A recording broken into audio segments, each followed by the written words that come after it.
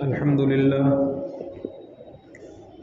لله وكفى وسلام على عباده الذين اصطفى أما بعد قال الله تبارك وتعالى في القرآن المجيد والفرقان الحميد أعوذ بالله من الشيطان الرجيم بسم الله الرحمن الرحيم لن تنالوا البر حتى تنفقوا مما تحبون وقال النبي صلى الله عليه وسلم إن مما يلحق المؤمن من عمله وحسناته بعد موته علما علمه ونشره أو ولدا صالحا تركه وبيتا لابن السبيل بناه أو نهرا أجراه إلى آخر الحديث. محترم بزرگوں اور دوستوں،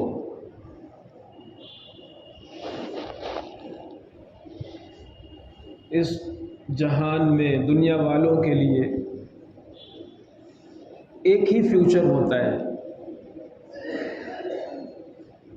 عام لوگوں کے لیے،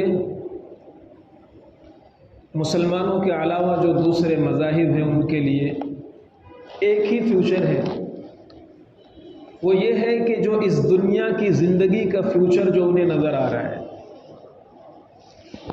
اپنی آنکھ بند ہونے تک کی جو زندگی ہے، بس وہ فیوچر ہمارا صحیح ہو جائے، ہماری لائف اسٹائل اچھی ہو جائے، ہمارے بچے پڑھ لکھ جائیں، ہمارا گھر بار ہو جائے، کاروبار سیٹ ہو جائے، بچوں کی شادیاں ہو جائیں. بس ایک عام انسان کو یہی ایک فیوچر نظر آتا ہے. لیکن ایک مسلمان کا یہ حقیقی فیوچر نہیں ہے. ایک مسلمان کا حقیقی فیوچر آنکھ بند ہونے کے بعد شروع ہوتا ہے. ایک مسلمان کا حقیقی مستقبل آنکھ بند ہونے کے بعد شروع ہوتا ہے. ایک مسلمان کا یہ عقیدہ ہے کہ یہ دنیا ہمارے لیے سرائے ہے، یہ دنیا ہمارے لیے مسافر خانہ ہے، یہاں کی زندگی ہماری اصل زندگی نہیں ہے. ہم اس دنیا میں اس لیے بھیجے گئے ہیں تاکہ ہم آخرت کی تیاری کر لیں. ہم اس دنیا میں اس لیے بھیجے گئے ہیں تاکہ اپنے مستقبل کو سنوار لیں، آخرت کو بنا لیں. یہ ایک مسلمان کا عقیدہ ہے، اور اسی عقیدے کی بنیاد پر پوری اسلامی تعلیمات ہیں. انہی تعلیمات میں سے ایک چیز ہے وقف، جسے وقف کہا جاتا ہے. بہت افسوس کی بات ہے، بہت سے مسلمانوں کو اس کا نام بھی نہیں پتہ ہے کہ وقف کہتے کسے ہیں، وقف کی تعریف کیا ہے، وقف کے اغراض و مقاصد کیا ہیں، وقف ہوتا کیسے ہے، وقف کا استعمال کیا ہوتا ہے. یہ تو آگے کی چیز ہے. بہت سے مسلمانوں کو وقف لفظ کا نام نہیں معلوم ہے. ہماری اسی غفلت اور اسی نادانی اور اسی بے حسی کا دوسرے لوگ فائدہ اٹھاتے ہیں. وہ ہم سے زیادہ جانتے ہیں، ہم سے زیادہ ہماری چیزوں کو وہ نظر میں رکھتے ہیں. ہمیں نہیں معلوم، ہمیں اس کی افادیت نہیں معلوم، ہمیں اس کی اہمیت کا اندازہ نہیں. لیکن دشمن ہمارا بڑا شاطر ہے. ہمارے بدخواہ بڑے شاطر اور عیار ہیں.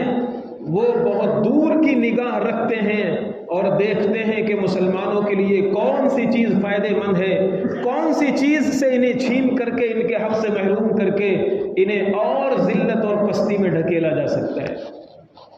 وقف ایک عبادت ہے، اور یہ اس لیے کی جاتی ہے تاکہ ایک مسلمان جو وقف کرتا ہے، سب سے پہلا مقصد اس کے پیش نظر یہ ہوتا ہے میرا اللہ مجھ سے راضی ہو. وقف کا مطلب ہی کیا ہوتا ہے؟ وقف کا مطلب یہ ہے کہ کوئی زمین، کوئی جائیداد یا کوئی بھی ایسی چیز اللہ کے لیے وقف کر دینا جس کا فائدہ عام انسانوں کو یا عام مسلمانوں کو ہو. اللہ کے پیغمبر صلی اللہ علیہ وسلم نے ارشاد فرمایا، اذا مات الانسان انقطع عملہ، جب انسان کا انتقال ہو جاتا ہے، دھن دولت کاروبار، بزنس سب یہیں ختم ہو جاتا ہے۔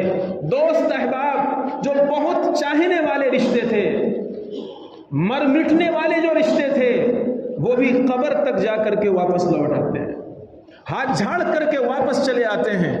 اب ایک انسان کی اصل زندگی ہے، اس کے آگے کی قبر ہے، حشر ہے، برزخ ہے، محشر ہے، حساب و کتاب ہے، پلسرات ہے، جنت اور جہنم ہے۔ تنہا اس بندے کو سفر کرنا ہے۔ بہت ایڈوائس دینے والے، دلاسا دینے والے، مشورے دینے والے، پیٹھ تھپ تھپانے والے سب چھوڑ کر چلے آتے ہیں۔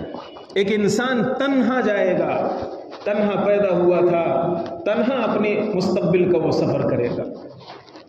جب بندہ آتا ہے، مرتا ہے، حدیث موجود ہے، انقطع عملہ، اس کا سارا عمل ختم ہو جاتا ہے، سب چھوڑ چھاڑ کے چلے آتے ہیں۔ لیکن اللہ کے نبی صلی اللہ علیہ وسلم نے ارشاد فرمایا کہ مرنے کے بعد بھی کچھ نیکیاں ایسی وہ کر جاتا ہے جس کا ثواب اسے ملتا رہتا ہے۔ یہ صحیح حدیث ہے، مسلم شریف کی روایت ہے، صحیح حدیث موجود ہے۔ اللہ کے نبی صلی اللہ علیہ وسلم نے ارشاد فرمایا اگر کوئی بندہ صدقہ جاریہ کر کے جاتا ہے تو صدقہ جاریہ مرنے کے بعد بھی انسان کو اس کا ثواب پہنچتا رہتا ہے۔ ایک دوسری حدیث میں نے پڑھی، مشکات کے اندر یہ روایت موجود ہے جو میں نے خطبے میں پڑھی، اس صدقہ جاریہ کی پیغمبر نے تفصیل بیان فرمائی ہے۔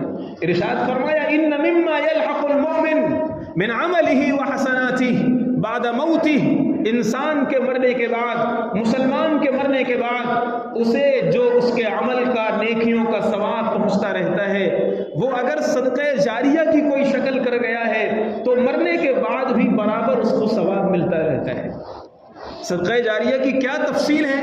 خود اللہ کے نبی صلی اللہ علیہ وسلم نے چند مثالیں دے کر کے ارشاد فرمایا کسی نے علم سیکھا ہو، کسی نے علم سیکھا ہو اور علم سیکھ کر کے دوسروں کو سکھا دیا ہو تو اس کا ثواب اس کے مرنے کے بعد بھی چالو رہے گا۔ یہ شاگرد ہے، جب یہ مسند پہ بیٹھے گا وہ کسی کو سکھائے گا، پھر وہ اور آگے پہنچائے گا، پھر وہ اور آگے پہنچائے گا۔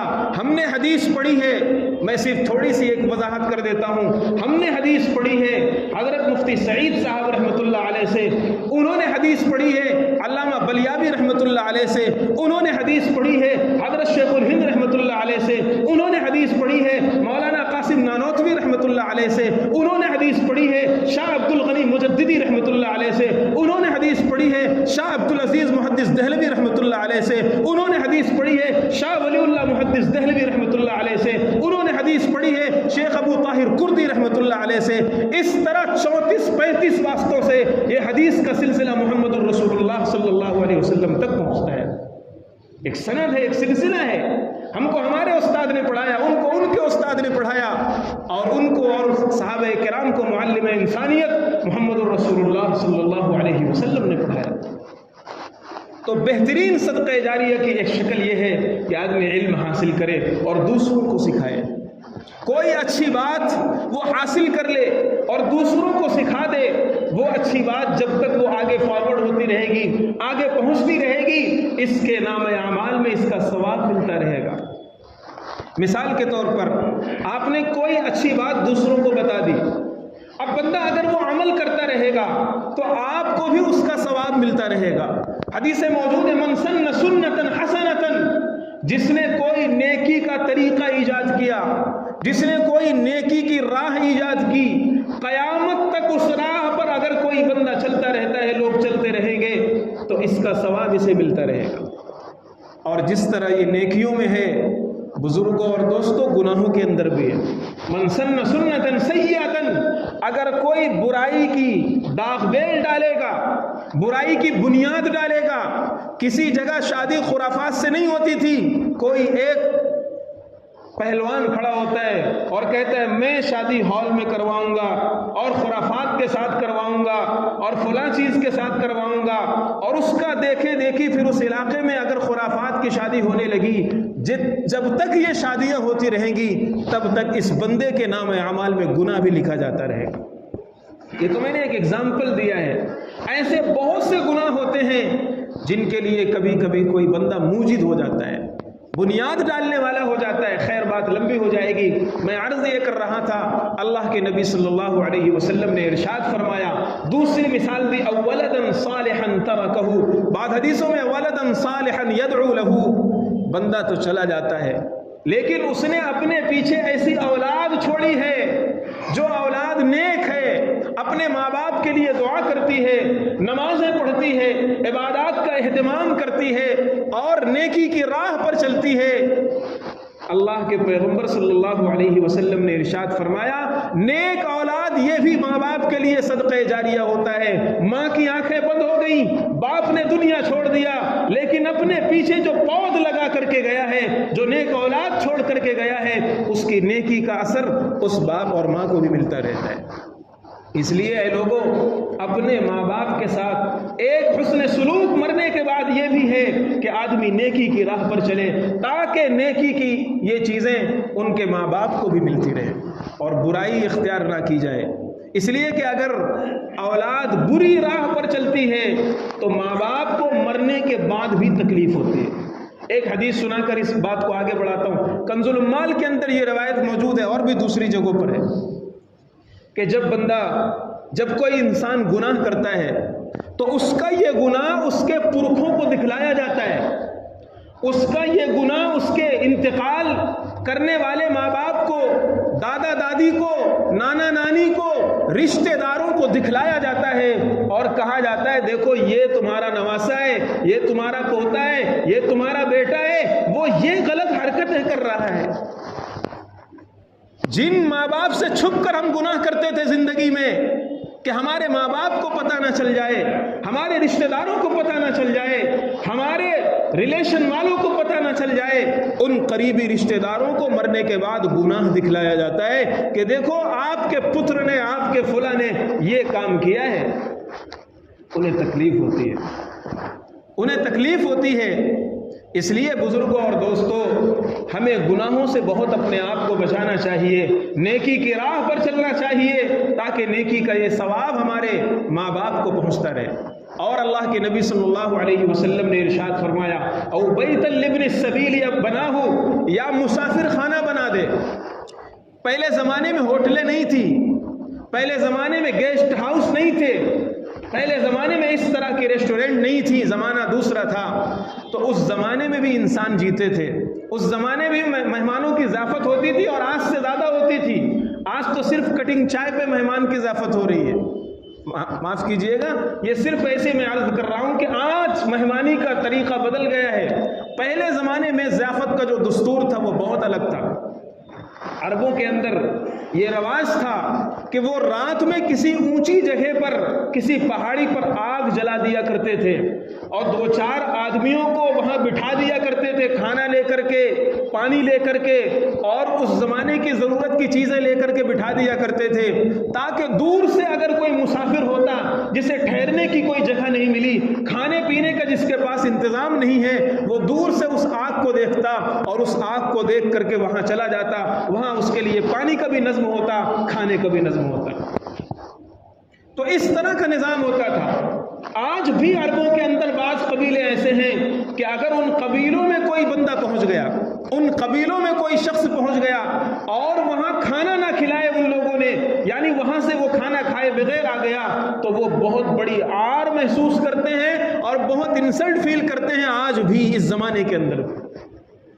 تو خیر میں عرض یہ کر رہا ہوں کہ مسافر خانے بنائے جاتے تھے, نہریں کھدوائی جاتی تھیں. تو اللہ کے نبی صلی اللہ علیہ وسلم نے جب یہ ارشاد فرمایا کہ مسلمانوں کو اس طرح کے اعمال کرنا چاہیے اور قرآن کی آیت نازل ہوئی, لن تنالوا البر حتى تنفقوا مما تحبون, تمہاری جو پسندیدہ چیزیں ہیں, جو تمہیں بہت اچھی لگتی ہیں, اگر وہ تم راہ خدا میں خرچ کرو گے تو اس کا ثواب بھی بہت بڑا ہوگا. جب ترغیب آئی, آیتیں اتری, روایتیں نبی کریم صلی اللہ علیہ وسلم نے بیان فرمائی, پھر تو صحابہ کرام نے وقف کے دروازے کھول دیے. حضرت عمر رضی اللہ تعالیٰ عنہ تشریف لائے, یا رسول اللہ خیبر میں مجھے بہترین زمین ملی ہے, میرے تمام مالوں میں مجھے سب سے زیادہ یہی پسندیدہ ہے, میں اسے کیا کروں؟ نبی پاک صلی اللہ علیہ وسلم نے فرمایا اسے وقف کر دو. چنانچہ حضرت عمر رضی اللہ تعالیٰ عنہ نے وہ زمین وقف کر دی، اور وقف کے بعد یہ بھی مسلم شریف کے حدیث ہے، لا یباع ولا یوہب ولا یورث، وقف کا پیغمبر نے قانون بنایا کہ وقف کی پراپرٹی کو بیچا نہیں جائے گا، کوئی متولی، کوئی ذمہ دار وقف کی پراپرٹی کو بیچ نہیں سکتا، کسی کو گفٹ نہیں کر سکتا، وقف کرنے والے کی وراثت جاری نہیں ہوتی۔ وقف جب بندہ کر دیتا ہے تو وہ اس انسان کی ملکیت سے نکل کر اللہ کی ملکیت میں چلا جاتا ہے۔ خود وقف کرنے والا بھی اب اسے بیچنا چاہے، اسے میراث کے طور پر اپنے ورثہ کو دینا چاہے، نہیں کر سکتا ہے۔ یہ خود اس حدیث کے الفاظ موجود ہیں۔ پھر اسی طرح صحابہ کرام میں اس کا سلسلہ چل پڑا۔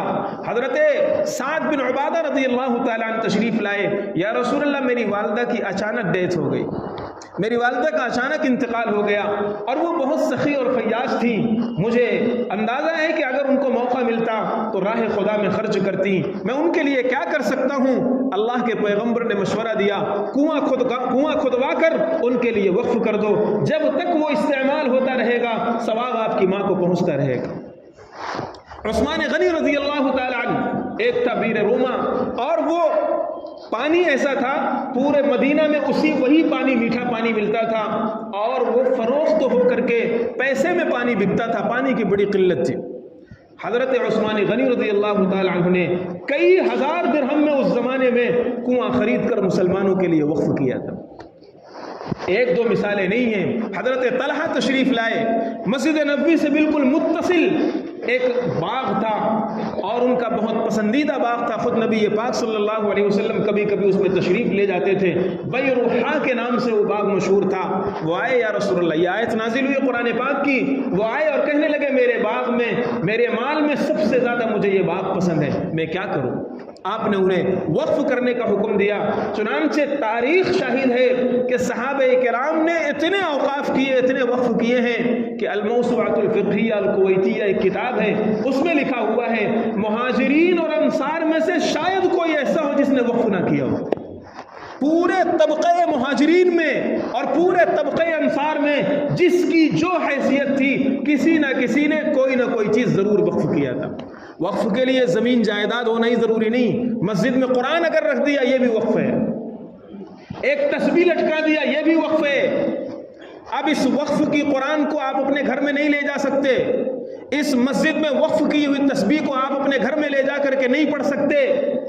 وقف کی چیز ہے، اس وقف کی چیز کی حفاظت بہت ضروری ہے۔ حضرت عمر رضی اللہ تعالی عنہ ایک مرتبہ بھاگے بھاگے چلے جا رہے ہیں، حضرت علی رضی اللہ تعالیٰ عنہ کی نظر پڑی، یا امیر المومنین کیا حال ہے؟ آپ خرامہ بھاگے بھاگے کہاں تشریف لے جا رہے ہیں؟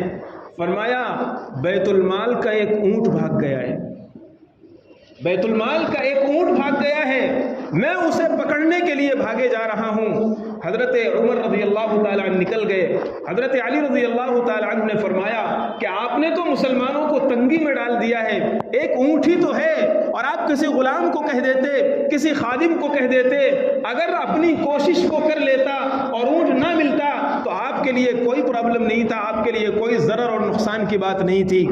حضرت عمر رضی اللہ تعالیٰ عنہ نے جو تاریخی جواب دیا وہ مسلمانوں کے مال کی حفاظت کا قانون ہے، وہ مسلمانوں کے اوقاف کی حفاظت کا قانون ہے۔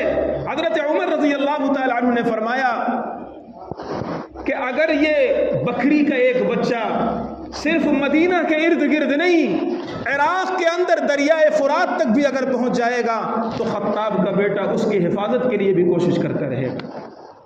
حضرت عمر رضی اللہ تعالیٰ عنہ نے یہ پیغام دیا کہ مسلمانوں کی اوقاف کو اور مسلمانوں کے مالوں کو محفوظ رکھا جائے، لیکن ظاہر سی بات ہے مسلمان ہندوستان کے اندر مسلمانوں کی اتنی وقف کی پراپرٹی ہے کہ ریلوے اور فوج کے بعد کسی کے پاس اتنی زمینیں نہیں ہیں۔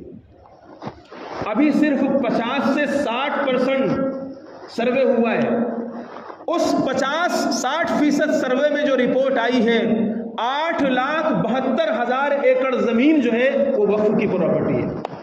8,72,000 ایکڑ یہ زمین ریلوے اور فوج کے بعد ہندوستان کی کسی سرکاری غیر سرکاری کسی بھی ادارے کے پاس اتنی بڑی زمینیں نہیں ہیں، اتنی پراپرٹی وقف کی ہندوستان کے اندر ہیں۔ شروع میں جب انگریزوں کا قبضہ ہوا تو وہ چاہ رہے تھے کہ پوری اس کی تحویل اپنے قبضے میں لے لی جائے. مسلمانوں نے آواز اٹھائی تو اس زمانے میں جو انگریزوں نے استعمال کر لی، جس میں کوئی چیز بنا دی، ادارہ بنا دیا، کوئی چیز چھاونی وغیرہ بنا دی، وہ تو چلی گئی، لیکن باقی کو انگریزوں نے چھوڑ دیا. اس وقف کے تحفظ کے لیے آج سے تقریباً 100 سال پہلے 1923 کے اندر ایک قانون بنایا گیا، پھر 1954 اور 55 کے اندر قانون بنایا گیا، پھر 1983 کے اندر قانون بنا، پھر 95 میں بنا، لیکن کوئی قانون ایسا نہیں تھا جو مسلمانوں کے اوقاف کو تحفظ دے سکے اور محفوظ کر سکے. 2013 کے اندر ایک قانون بنا، اس میں مسلمانوں کی کچھ آواز سنی گئی، پوری نہیں، مسلمانوں کی تھوڑی بہت آواز سنی گئی اور ایک قانون بنایا گیا 2013 سے. اسی قانون کے تحت 30 وقف بورڈ ہندوستان کے اندر کام کر رہے تھے اور اس سے کسی نہ کسی درجے میں مسلمانوں کی ان اوقاف کو اور اوقاف کی پراپرٹی کو تحفظ دیا جا رہا تھا. لیکن ابھی حال ہی میں ایک بل پاس ہو رہا ہے جسے آپ حضرات جانتے ہیں، پیش کر دیا گیا ہے یہ بل لوک سبھا کے اندر، وقف ترمیمی بل کے نام سے یہ متعارف ہے. اس میں 44 چینجز کیے گئے ہیں. 2013 کے اندر جو وقف بنا تھا، وقف ایکٹ، اس میں 44 تبدیلیاں کر کے پھر یہ قانون نافذ کیا جا رہا ہے. در حقیقت یہ قانون مسلمانوں سے اوقاف چھیننے کی ایک بہت بڑی سازش ہے. اس قانون کو اگر پڑھا جائے گا، ظاہر ہے آدھے گھنٹے کے اندر اس کی پوری تفصیل نہیں ہو سکتی، لیکن ایک دو باتیں میں عرض کرتا ہوں. وہ یہ ہے کہ سب سے پہلی بات یہ ہے کہ اب یہ قانون بنا ہے، ابھی تک کوئی نان مسلم اس کمیٹی کا ممبر نہیں بن سکتا تھا، اس کمیٹی کا وقف بورڈ کا ذمہ دار نہیں بن سکتا تھا، مسلمان ہی کو وقف بورڈ کا ذمہ دار اور ممبر بنایا جاتا. لیکن اب اس ترمیمی بل کے اندر پہلی مرتبہ یہ شق ڈالی گئی ہے کہ جو اس کا ذمہ دار ہوگا وہ غیر مسلم بھی بن سکتا ہے، اور ممبران میں غیر مسلم کو بھی شامل کیا جا سکتا ہے. مسلمانوں ذرا سوچو، گرودوارہ کے اندر غیر سکھ کیا مسلمان ممبر بن سکتا ہے؟ نہیں بن سکتا. مندروں کے اندر، ان کی پراپرٹی کے اندر، ان کے اوقاف کے اندر، ان کی کمیٹیوں میں کیا کوئی دوسرا ریلیجن ماننے والا، دوسرا مذہب ماننے والا ممبر بن سکتا ہے؟ نہیں بن سکتا. تو پھر مسلمانوں کا اوقاف اور مسلمانوں کی وقف جو ایک خالص عبادت ہے، مذہبی چیز ہے، اس میں غیر مسلم ممبر اور ذمہ دار کیسے بن سکتا ہے؟ یہ در حقیقت جب اس کے ہاتھ میں تھما دیا جائے گا کہ ہاتھ میں تمہارے ہی سب کچھ ہے، تم چاہے اس کو وقف قرار دو، چاہے اس کو ریجیکٹ کرو، تو ظاہر سی بات ہے پھر اس سے حملہ کرنا آسان ہوگا. تو پہلی شق یہ ڈالی گئی کہ غیر مسلم کو ذمہ دار بنایا جا سکتا ہے. پھر دوسری بات یہ ہے کہ ابھی تک یہ ہو رہا تھا کہ اگر مسلمان کسی مسجد کو مسجد مانتے ہیں بس وہ مسجد ہے، کسی وقف کو وقف مانتے ہیں بس وہ وقف ہے، چاہے اس کے دستاویز نہ ہو، ڈاکومنٹ نہ ہو، کاغذات نہ ہو. لیکن اب پہلی مرتبہ اس قانون کے اندر یہ شق ڈالی گئی ہے کہ اگر کسی وقف کے کاغذات اچھے نہیں ہیں، کسی وقف کے کاغذات صحیح نہیں ہیں، تو اس کا وقف مشتبہ ہو جائے گا. مسلمانوں غور کرو، آج سے 500 سال پرانی مسجدیں، پرانی عمارتیں اور پرانی زمینیں، جب جس زمانے میں کاغذات کا تصور نہیں تھا، لوگ زبانی وقف کر دیا کرتے تھے، یا ایسے گاؤں کھیڑے کے علاقے جہاں اتنا زیادہ لوگ پڑھے لکھے نہیں ہوتے تھے، جہاں کاغذات کو اتنا زیادہ اہمیت نہیں دی جاتی تھی، ان سب پراپرٹیوں پر یہ کہہ کر کے بلڈوزر چلا دیا جائے گا اپنے قانون کا کہ بھائی اس میں تو کاغذات صحیح نہیں ہیں، اس کو سرکار کی زمین مانی جائے گی، اس کو وقف سے خارج کر دیا جائے گا. یعنی مسلمانوں کی اتنی بڑی پراپرٹی پر ایک شق بڑھا کر کے یہ حملہ کر دیا گیا.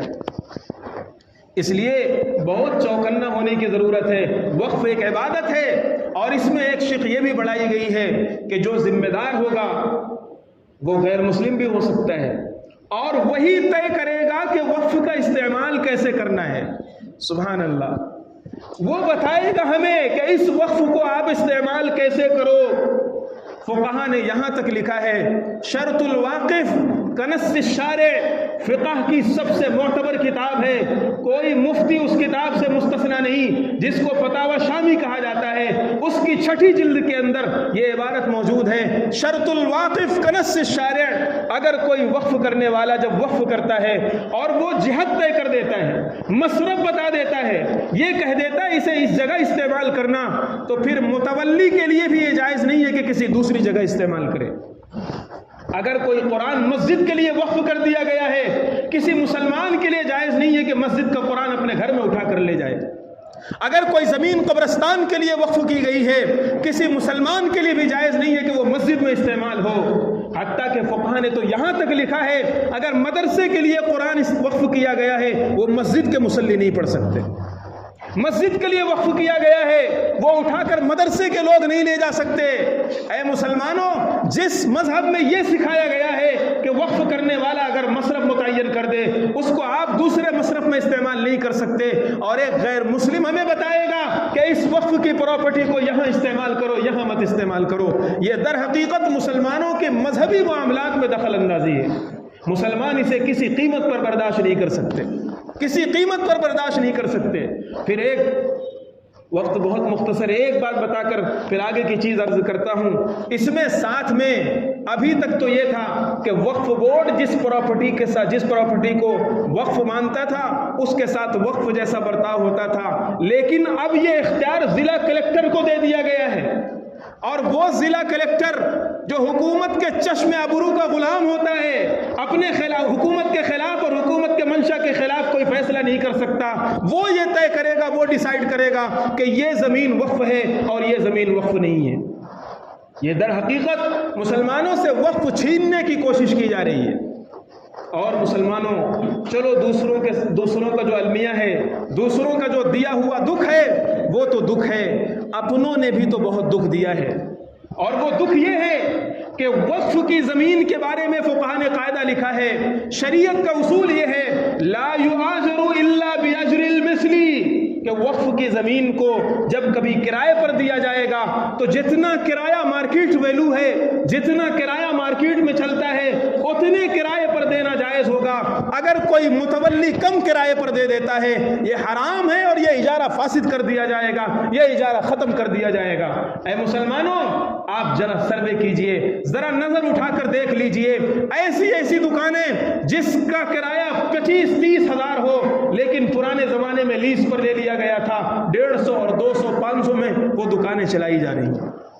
مسجدوں کی دکانیں، خانقاہوں کی دکانیں، مزاروں کی دکانیں، شہروں کی دکانیں، جن کا کرایہ خاطر خواہ مقدار میں آئے گا لیکن پرانے زمانے سے 500 200 400 ہزار روپے میں کرایہ چل رہا ہے، اور آج تک وہی کرایہ چل رہا ہے۔ 8,72,000 ایکڑ زمین کا کرایہ صرف 200 کروڑ روپے آ رہا ہے۔ دوسرے لوگ لوٹ رہے ہیں، دوسرے نظر رکھے ہوئے، انہیں چھوڑ دیجئے۔ خود مسلمانوں نے وقف کے ساتھ جو ویوہار کیا ہے وہ بھی ناقابل فراموش حقیقت ہے، وہ بھی سوچنے کی چیز ہے۔ اس لیے مسلمانوں، تھوڑا سا بیداری پیدا کیجئے، محسوس کیجئے اس چیز کو، دیکھیے کہ ہم کیا کر رہے ہیں اور ہمارا بدخواہ کیا چاہتا ہے۔ اس لیے ابھی یہ قانون پاس نہیں ہوا ہے، ابھی مسلمانوں سے رائے مانگی گئی ہے، اور جوائنٹ کمیٹی اس نے رائے مانگی ہے، جگہ جگہ علماء بیداری پیدا کر رہے ہیں، عوام کے اندر یہ چیز لا رہے ہیں کہ بھائی آپ اپنی رائے دیجئے۔ مسلم پرسنل لا بورڈ کی طرف سے اپیل آئی، حضرت محتمم صاحب دارالعلوم دیوبند کے محتمم شیخ الحدیث مفتی ابو القاسم نعمانی صاحب کی طرف سے اپیل آئی، استاد حدیث بحر العلوم مولانا نعمت اللہ اعظمی صاحب کی طرف سے اپیل آئی، اور پورے ملک میں ایک بیداری کی مہم پیدا کی جا رہی ہے۔ اس لیے بزرگوں اور دوستوں، یہاں بھی ذمہ دار حضرات کی طرف سے ایسی چیزیں ہوں گی، اور QR کوڈ ہوتا ہے اور اس میں ای میل کرنے کے ذریعے سے وہ ساری تفصیلات وہاں تک پہنچ جاتی ہیں۔ ہر فرد یہ طے کرے کہ میں اور میرے گھر والے اپنے الگ الگ موبائل سے اس بل کے خلاف اپنی رائے پیش کریں گے، اور اس بل کو کسی قیمت پر برداشت نہیں ہونے دیں گے۔ اور گیٹ کے پاس QR اسکینر بھی ہے، اور بھی آپ ذمہ داروں سے رابطہ کر کے تفصیل معلوم کر کے بیداری پیدا کریں اور اس چیز کو عمل میں لائیں۔ اللہ تعالیٰ عمل کی توفیق عطا فرمائے۔ ایک دو چیزیں اور عرض کرنا ہے، وہ یہ ہے کہ دارالعلوم دیوبند کا تعارف کرانا در حقیقت سورج کو چراغ دکھانا ہے۔ آپ حضرات جانتے ہیں، حضرت ایک بات بتاتا ہوں، حاجی امداد اللہ مہاجر مکی رحمۃ اللہ علیہ 1866 کے اندر دارالعلوم کا قیام عمل میں آیا۔ حضرت اس وقت ہجرت کر کے مکہ المکرمہ جا چکے تھے۔ کسی نے وہاں حضرت سے کہا کہ حضرت دعا فرما دیجئے، ایک مدرسہ شروع ہوا ہے۔ حضرت نے فرمایا، حضرت لیٹے ہوئے تھے، بیٹھ گئے، فرمایا مدرسہ شروع ہوا ہے؟ مدرسہ نہیں، ہندوستان میں دین باقی رکھنے کی ایک تحریک کا آغاز ہوا ہے. یہ ایک مدرسہ نہیں ہے. ہندوستان میں دین زندہ رکھنے کے لیے ایک تحریک شروع ہوئی ہے اور ہزاروں اہل اللہ کی جبینیں جب سجدے میں پڑی ہیں تب خدا کو منظور ہوا ہے. اس لیے آج جو چہل پہل، جو داڑھی ٹوپی کرتا، جو منبر و محراب آپ کو نظر آ رہے ہیں، وہ اسی دارالعلوم دیوبند کا فیض ہے. اور 5000 بچے سر دست فی الحال پڑھ رہے ہیں. 5000 بچے، 48 کروڑ روپے سے زیادہ سالانہ بجٹ ہے. روز کا خرچ 13 لاکھ روپے. روز کا خرچ 13 لاکھ روپے. 4 فیملی ممبرز کا گھر چلانا مشکل ہو رہا ہے آج کی مہنگائی کے دور میں. اتنا بڑا ادارہ اللہ چلاتا ہے، یقیناً اللہ چلاتا ہے. اور اسباب کے حد تک آپ حضرات کا تعاون بھی رہتا ہے. وہاں کے سفیر محترم تشریف لائے ہوئے ہیں، آپ حضرات دل کھول کر تعاون فرمائیں. ایک اعلان تو یہ ہو گیا. ایک دوسرا اعلان، وہ بھی 1-2 منٹ میں بات ختم کرتا ہوں. وہ یہ ہے کہ ہمارے جو ڈاکومنٹس ہیں اس میں جان بوجھ کر غلطیاں کی جاتی ہیں. بہت سارے واقعات ہیں. آپ سب صحیح لکھ کر دو، سب کچھ صحیح کراؤ اور سامنے بیٹھ کر کراؤ، کچھ نہ کچھ غلطی نکل ہی آتی ہے. ایسا جان بوجھ کر کیا جا رہا ہے یا انجانے میں کیا جا رہا ہو، بہرحال ہر فرد کی ذمہ داری ہے کہ اس کے ڈاکومنٹس، اس کے کاغذات اور اس کا پروف ایک دم صحیح ہو، نام سارے کے سارے صحیح ہوں. اکثر مسلمانوں کے جو پروف ہوتے ہیں ان میں نام صحیح نہیں ہوتے. اس کی بہت ساری وجوہات ہیں، وہ یہاں اس وقت نہیں بیان کی جا سکتی، لیکن اکثر مسلمانوں کے پروف کا یہ حال ہے. اور پھر آگے چل کر کے آپ جب پاسپورٹ بنوائیں یا کوئی اور چیز بنوائیں تو وہاں بڑی آسانی سے وہ لوگ ریجیکٹ کر دیتے ہیں، بھائی آپ کا پروف صحیح نہیں ہے. آپ دلالوں کے چکر کاٹیے، ناجائز پیسہ دے دیجئے خوب سارا، تب جا کر کے پریشانیوں کے ساتھ وہ آپ کے ڈاکومنٹ تیار ہو رہے ہیں. اس لیے مسلمانوں کی ایک ذمہ داری یہ ہے کہ مسلمان بیدار رہے. کون سا اٹیک دشمن کر رہا ہے اس سے بیداری پیدا کی جائے. ابھی آپ حضرات نے سنا ہوگا آسام کے اندر 28 لوگوں کو تقریباً ہندوستان کی ناگرکتا ختم کر کے انہیں غیر ملکی گھوشت کر دیا گیا ہے اور اس میں کیمپ میں ڈال دیا گیا ہے. یہ ایک علاقے میں ہو رہا ہے نا، ہم سمجھتے ہیں وہاں ہو رہا ہے. لگے گی آگ تو آئیں گے گھر کئی زد میں. اس لیے ایسا نہیں ہے کہ صرف وہاں کا مسئلہ ایسا ہے، ان کی بہت بڑی سازش ہے. لیکن ہم جس حد تک بھی اس سازش کو ناکام کر سکتے ہیں وہ ہمارا فرض ہے، مذہبی فریضہ ہے. اس لیے اپنے ڈاکومنٹ صحیح کرائیے، پروف صحیح کرائیے، ناموں کا کریکشن کرائیے.